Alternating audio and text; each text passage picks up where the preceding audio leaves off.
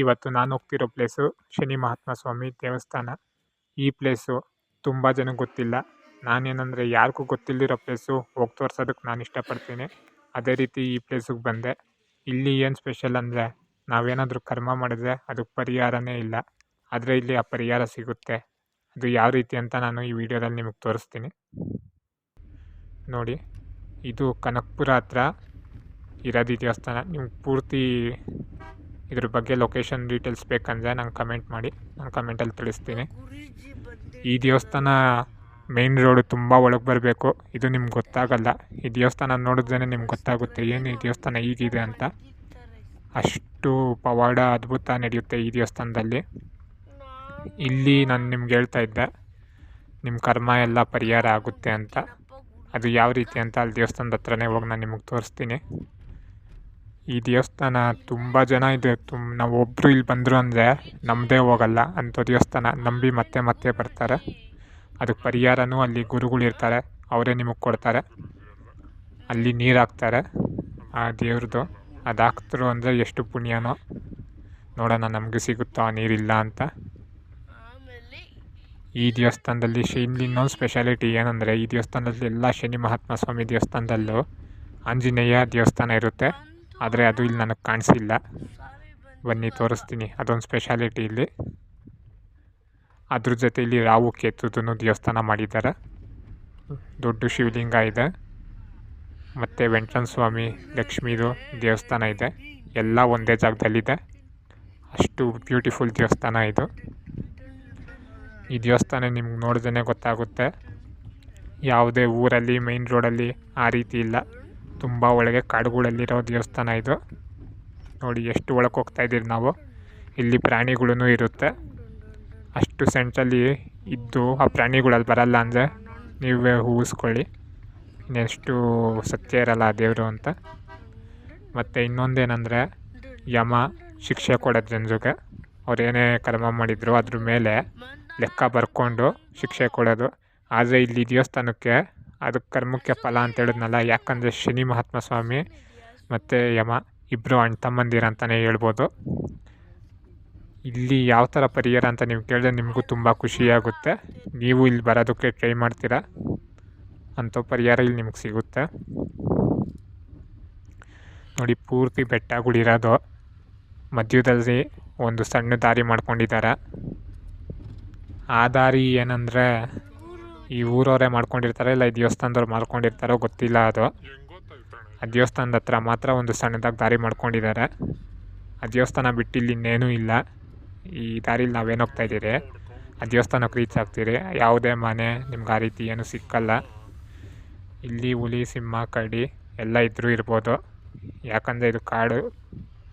ಯಾವುದೇ ಜನಸಂಖ್ಯೆ ತುಂಬ ಕಮ್ಮಿ ಓಡಾಡೋದು. ಬರೀ ದೇವಸ್ಥಾನಕ್ಕೆ ಬರೋರು ಮಾತ್ರ ಇಲ್ಲಿ ಬರೋದು ಈ ರೋಡಲ್ಲಿ. ಅಂಥ ಪ್ಲೇಸಿಗೆ ನಾವು ಹೋಗ್ತಾಯಿದ್ದೀರಿ. ಈ ಪ್ಲೇಸಿಗೆ ಬಂದರೆ ನಿಮ್ಗೆ ಅಲ್ಲೊಂದು ಅಂದರೆ ಇಲ್ಲಿ ಬಂದು ಏನೋ ನನ್ನ ಜೀವನದಲ್ಲಿ ನನಗೆ ಪರಿಹಾರ ಸಿಗುತ್ತೆ ಅನ್ನೋ ಒಂದು ನಂಬಿಕೆ ಬರುತ್ತೆ. ನೀವು ಅಲ್ಲವರು ಮಾತಾಡೋದು, ಆ ಗುರುಗಳು ಇರ್ತಾರೆ, ಅವ್ರು ಮಾತಾಡೋದು ಕೇಳಿಸ್ಕೊಂಡ್ರಿ ನೀವು. ಆದರೆ ನಾನು ವೀಡಿಯೋ ಮಾಡಿ ತೋರಿಸ್ತೀನಿ. ನಿಮಗೆ ಪರಿಹಾರ ಸಿಗುತ್ತೆ ಅನ್ನೋ ಒಂದು ನಂಬಿಕೆ ಬರುತ್ತೆ ನಿಮ್ಗೆ.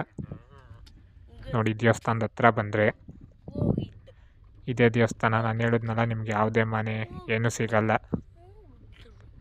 ಕಾರ್ಗಳು ನೋಡಿ ಎಷ್ಟು ಬಂದಿದೆ. ಗೊತ್ತಿಲ್ದಿರೋ ಪ್ಲೇಸಾಗೂ ಮಾಡಿನೂ ಇಷ್ಟು ಜನ ಬಂದಿದ್ದಾರೆ ಅಂದರೆ ನೀವೇ ಊಹಿಸ್ಕೊಳ್ಳಿ ಎಷ್ಟು ಸತ್ಯ ಇರುತ್ತೆ ಅಂತ. ಸುಮಾರು 60, 70, 80 ಕಿಲೋಮೀಟ್ರ್ ದೂರದಿಂದ ಬರ್ತಾರೆ. ಗೊತ್ತಿರೋರು ಮಾತ್ರ ಬರ್ತಾರೆ. ಇನ್ನು ಯಾರಿಗೂ ಗೊತ್ತಿಲ್ಲ. ಇನ್ನೆಲ್ರಿಗೂ ಗೊತ್ತಾದರೆ ಎಷ್ಟು ಜನಗೂ ಬರಲ್ಲ ಈ ದೇವಸ್ಥಾನಕ್ಕೆ. ನಾನೇ ಫಸ್ಟ್ ಟೈಮ್ ಇರಬೇಕು ಈ ದೇವಸ್ಥಾನ ವೀಡಿಯೋ ಮಾಡ್ತಿರೋದು. ನನ್ನ ವೀಡಿಯೋ ಮುಖಾಂತರ ಬನ್ನಿ ಆ ದೇವಸ್ಥಾನ ಹೇಗಿದೆ ಅಂತ ನಿಮ್ಗೆ ಕ್ಲಿಯರಾಗಿ ತೋರಿಸ್ತೀನಿ ನೋಡಿ. ಆಚೆಯಿಂದ ಈ ರೀತಿ ಕಾಣಿಸುತ್ತೆ. ನಾರ್ಮಲಾಗಿ ದೇವಸ್ಥಾನದಲ್ಲಿ ಯಾವ ರೀತಿ ಪೇಂಟಿಂಗ್ ಇರುತ್ತೋ ವೈಟ್ ಆ್ಯಂಡ್ ರೆಡ್ಡು ಆ ರೀತಿ ಮಾಡಿದ್ದಾರೆ ಇಲ್ಲಿ ನೋಡಿ. ಇಲ್ಲಿ ಹೋಮ ಮಾಡೋದಕ್ಕೆ ಚಿಕ್ಕದಾಗಿ ಒಂದು ರೂಮ್ ಮಾಡಿದ್ದಾರೆ.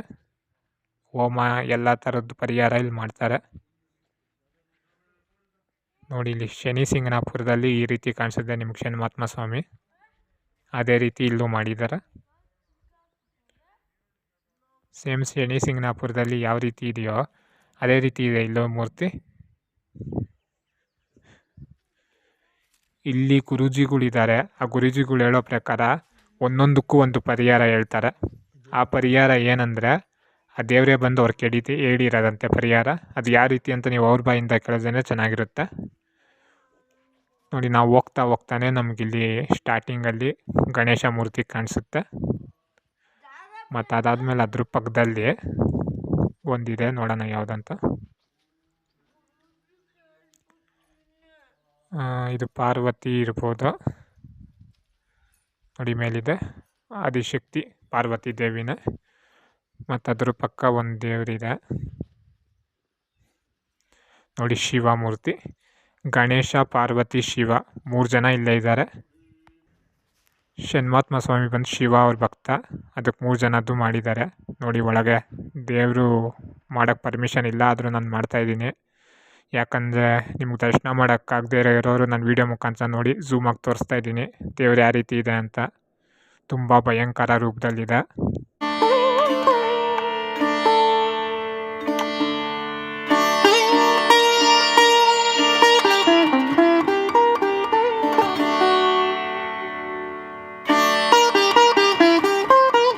ವಿಡಿಯೋ ನೋಡಿದ್ರಲ್ಲ ದೇವ್ರು ಯಾವ ರೀತಿ ಇದೆ ಅಂತ. ನೀವು ಅಲ್ಲಿಂದ ಬರೋಕ್ಕಾಗ್ದಿರೋ ಇರೋ, ಯಾಕಂದರೆ ತುಂಬ ದೂರ ಇದೆ ಇದು. ನೋಡಿ, ಆ ಕಡೆಯಿಂದ ನಾವು ಹೋದ್ರೆ ಎಂಟ್ರೆನ್ಸು, ಆ ಕಡೆಯಿಂದ ಹೋದ್ರೆ ಸುತ್ತ ಹಾಕ್ಕೊಂಡು ಈಗ ಶಿವನ ಮೂರ್ತಿ ಎಲ್ಲ ನೋಡ್ಕೊಂಡು ಇಲ್ಲಿಂದ ಎಕ್ಸಿಟ್ಟು. ಈಗ ಬಂದ್ರಿ ನಾವು. ಅವರು ಪರಿಹಾರಗಳು ನೀವು ಅವ್ರ ಬಾಯಿಂದನೇ ಕೇಳ್ಬೇಕು, ನಾನು ಹೇಳೋದಕ್ಕಿಂತ. ಅಲ್ಲಿ ಹಿಂದೆ ಮರ ಇದೆ ನೋಡಿ, ಆ ಮರಕ್ಕೆ ಅವ್ರು ಏನು ಹೇಳಿದ್ರು ಅಂದರೆ, ನಿಮಗೆ ಈಗ ಮದುವೆ ಆಗಿ ಏನಾದರೂ ತೊಂದರೆ, ಮದುವೆ ಆಗದಿರ ಇದ್ದರೆ ಅವ್ರೇನು ಮಾಡಬೇಕು, ಒಂದು ಬೀಗ ಐತಿ ಅಂತೆ, ಒಂದು ಬೀಗ ತೊಗೊಂಬಂದು ಕಬ್ಬಿಣದ್ದು, ಅದಕ್ಕೆ ಇದು ಬರುತ್ತಲ್ವಾ, ಏನಂತಾರೆ, ಅರಿಶಿಣದ ಕೊಂಬು. ಅರಿಶಿಣದ ಕೊಂಬನ್ನ ನೀವು ಏನು ಮಾಡಬೇಕು, ಆ ಬೀಗದ ಜೊತೆ ಇಟ್ಟು ಸುತ್ತಬಿಟ್ಟು ಇಲ್ಲಿ ಬಂದು ಕಟ್ಟಬೇಕಂತೆ, ಬೀಗ ಏನು ಕಾಣಿಸ್ಕೊಡ್ದಂತೆ. ಅದಕ್ಕೊಂದು ಪರಿಹಾರ. ಮತ್ತು ಆರೋಗ್ಯಕ್ಕೊಂದು ಪರಿಹಾರ ಹೇಳಿದ್ದಾರೆ, ದುಡ್ಡು ಸಮಸ್ಯೆ ಇದ್ದರೆ ಅದಕ್ಕೊಂದು ಪರಿಹಾರ ಹೇಳಿದ್ದಾರೆ. ಅದೇ ರೀತಿ ಎಲ್ಲದಕ್ಕೂ ಒಂದೊಂದು ಪರಿಹಾರ ಹೇಳಿದ್ದಾರೆ. ಇಲ್ಲಿ ಮರಕ್ಕೆ ಬಂದು ಕಟ್ಟಬೇಕಂತ. ಅದು ಅವರು ಹೆಂಗೆ ಹೇಳೋದು ಅಂದರೆ, ಆ ದೇವರೇ ಬಂದು ಅವ್ರು ಕೇಳಿರೋದಂತೆ ಈ ರೀತಿ ಪರಿಹಾರ ಅಂತ. ಅಂಥ ದೇವಸ್ಥಾನ ಇದು. ಎಲ್ಲದಕ್ಕೂ ನಿಮ್ಗೆ ಪರಿಹಾರ ಇಲ್ಲಿ ಸಿಗುತ್ತೆ. ನೋಡಿ, ಮರ ಯಾವ ರೀತಿ ಇದೆ. ಈ ಮರದಲ್ಲೇ ದೇವರಿರುತ್ತೆ. ಎಲ್ಲ ನಿಮ್ಗೆ ಇಲ್ಲೇ ಪರಿಹಾರ ಆಗುತ್ತೆ.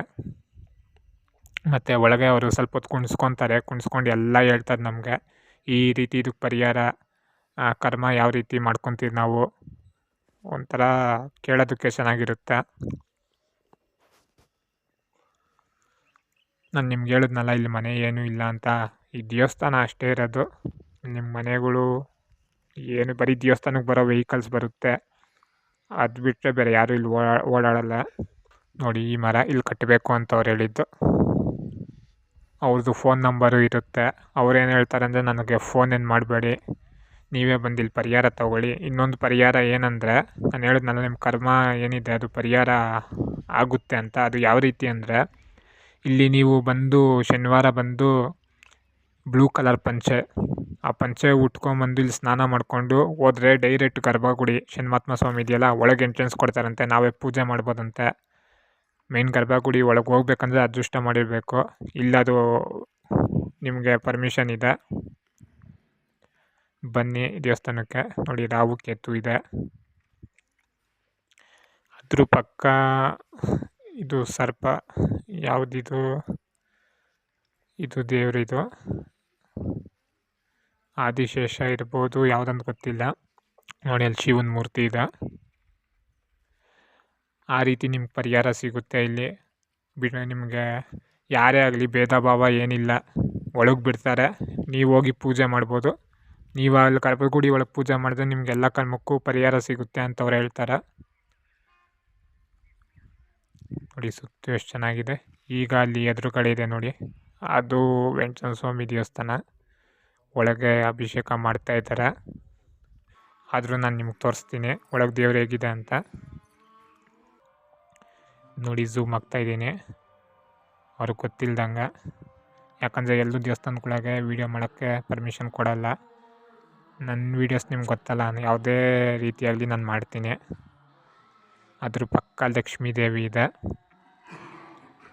ಇನ್ನು ಆ ಕಡೆ ಒಂದು ದೇವರಿದೆ, ಅದು ವೀಡಿಯೋ ಮಾಡೋಕ್ಕಾಗಿಲ್ಲ ನೋಡಿ. ಕ್ಲಿಯರಾಗಿ ಝೂಮ್ ಆಗ್ತಾಯಿದೆ ನಿಮ್ಗೆ. ದೇವರು ಯಾವ ರೀತಿ ಇದೆ ಅಂದರೆ ನಿಜವಾಗ್ಲೂ ಏನಂತಾರೆ ನಮ್ಮನ್ನೇ ನೋಡ್ತಾ ಇದೆಯೇನೋ ಅನ್ಬೇಕು, ಆ ರೀತಿ ಇದೆ. ಕ್ಲಿಯರಾಗಿ 2 ಝೂಮ್ ಆಗಿ ತೋರಿಸ್ತಾ ಇದ್ದೀನಿ ನಿಮ್ಗೆ. ಮತ್ತು ಆಚೆ ಶನಿವಾರ ನಿಮ್ಗೆ ಪ್ರಸಾದ ಕೊಡ್ತಾರೆ. ಇವರೇ ಇವಾಗ ಇಲ್ಲಿ ಯಾರು ಬಂದಿದ್ದಾರೆ ಎಲ್ಲ ಬೆಂಗಳೂರಿಂದ ಬಂದಿರೋರೆ, ಸುಮಾರು 60-70 ಕಿಲೋಮೀಟ್ರಿಂದ ಬಂದಿದ್ದಾರೆ ಅಂದರೆ ಎಷ್ಟು ಸತ್ಯ ಇರುತ್ತೆ ನೀವೇ ಊಹಿಸ್ಕೊಳ್ಳಿ.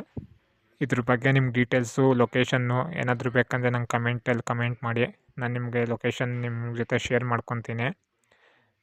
ಈಗ ನೆಕ್ಸ್ಟು ನಾನು ಇಲ್ಲಿ ಇನ್ನೊಂದು ಪ್ಲೇಸ್ ಇದೆ ಕನಕಪುರದ ಹತ್ರ, ಅಲ್ಲಿ ಹೋಗ್ತೀನಿ. ಅದ್ರ ಬಗ್ಗೆನೂ ನಿಮ್ಗೆ ತೋರಿಸ್ತೀನಿ. ಯಾರೆಲ್ಲ ನನ್ನ ಚಾನಲ್ ಸಬ್ಸ್ಕ್ರೈಬ್ ಮಾಡ್ಕೊಂಡಿಲ್ಲೋ ಸಬ್ಸ್ಕ್ರೈಬ್ ಮಾಡ್ಕೊಳ್ಳಿ. Thank you.